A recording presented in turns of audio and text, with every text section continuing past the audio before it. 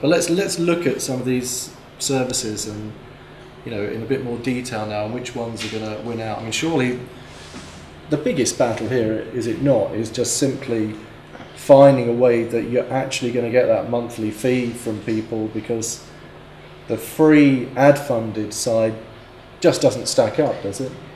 No, there's never enough money in advertising to support a music industry, but it's still part of the mix. I don't know, for me I think part of it's asking different questions, because what we see is the more engaged the music fan is, the more money they spend. And I think you could probably do this across anything.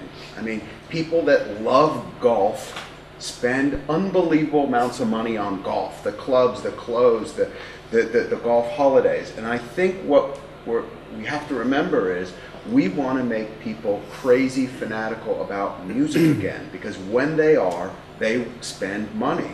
Talking to Daniel Ek over at Spotify, the people that convert to premium Spotify are the people that use the service the most.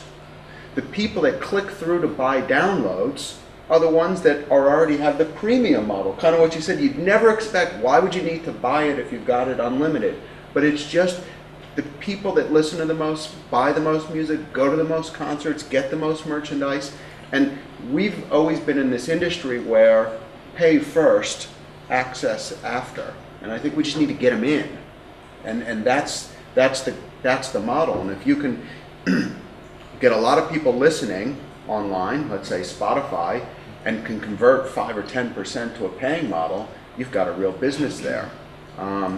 It's true, isn't it? I mean, and our research testifies to that as well. That there's a certain, people that said they were subscribing to Music Station were unbelievable consumers, the amount of gigs they were going to, and much higher spenders in general. And you're right. A company like Pledge Music, which is sort of doing where you can sort of offer different things to fans, where you can pay a certain amount to just get the CD, pay a little bit more, get the signed CD. Pay a lot more and you get a t-shirt plus a signed CD plus access to a special gig.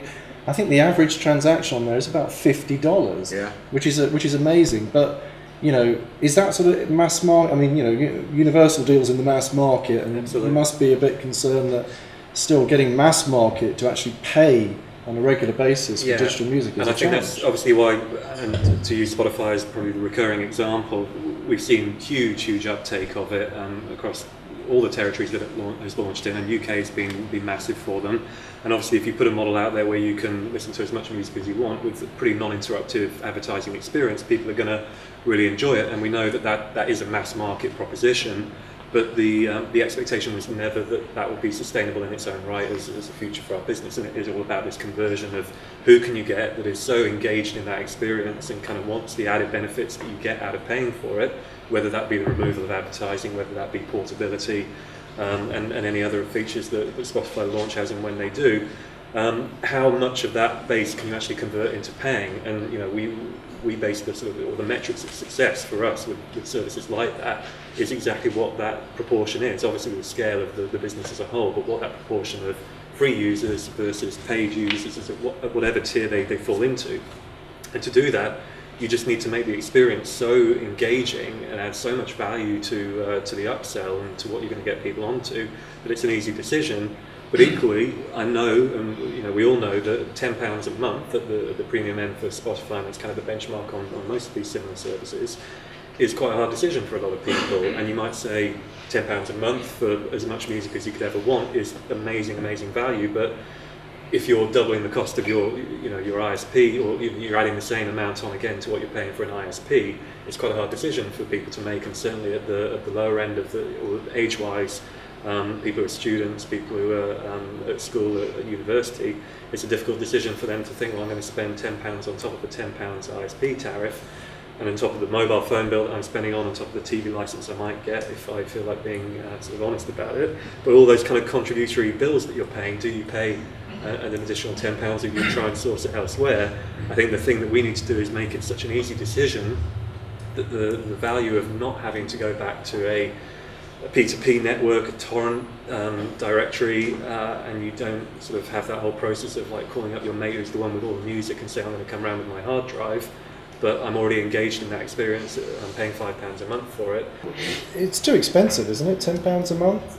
Well, no, I think it depends on the experience that you're getting, and I think James is quite right in what he's saying, that the alternative, which is free, before the ad-funded services came along, which Scott was quite right in saying that on their own, ad-funded can't. The economics of it don't add up.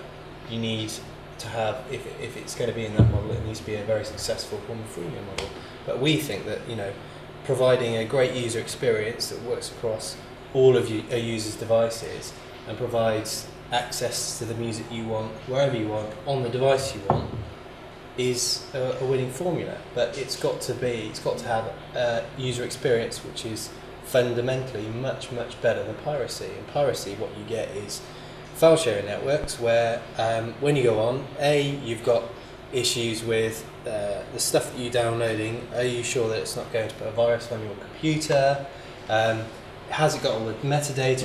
Is it tagged correctly? Is it in fact a dodgy? Is it actually what you've asked for? Yeah, exactly. It's true, yeah, but I mean, YouTube is not a great user experience. It's got better through the channels that some of the labels have launched, but you speak to a focus group of 14 to 18-year-olds, and they're quite happy to stream stuff from YouTube, rip it into an MP3, and that's kind of good enough for them. And look at the comment section; it's hardly the best. But that's social because networking. these people haven't had a viable alternative to piracy presented to them until within the last kind of year, until the more innovative services have come down and been presented to them on a kind of an international basis. And you are talking about the most price sensitive market there, or part of the market. Those are the people who it's very hard to get to spend in whatever kind of model predominance that you're in. Obviously we sort of we want to capture those guys in ways that we can do it, and I think there's a lot we do around bundling and working with mobile operators and stuff like that to get or to tap into that audience. But we're also going to look at the movement from when you become a bit more cash rich and time poor. But those are the moments where you can really latch them into or put them into a service like the sort of ones we're I don't know. I think kids spend a lot. I think I mean, remember, they have only disposable income. They don't have bills to pay. And I think there's this feeling that kids don't spend, but they have mobile phones and video games, and their parents buy them stuff. And talk to Disney. Do kids spend? Does anyone have any kids that, any little girls that know of Hannah Montana or the Jonas Brothers? Kids spend a lot of money on their media consumption. I think we have this feeling that they're all pirates, but they're not. And I don't think they really care about piracy or not piracy. I think, they just want cool shit that works and is better.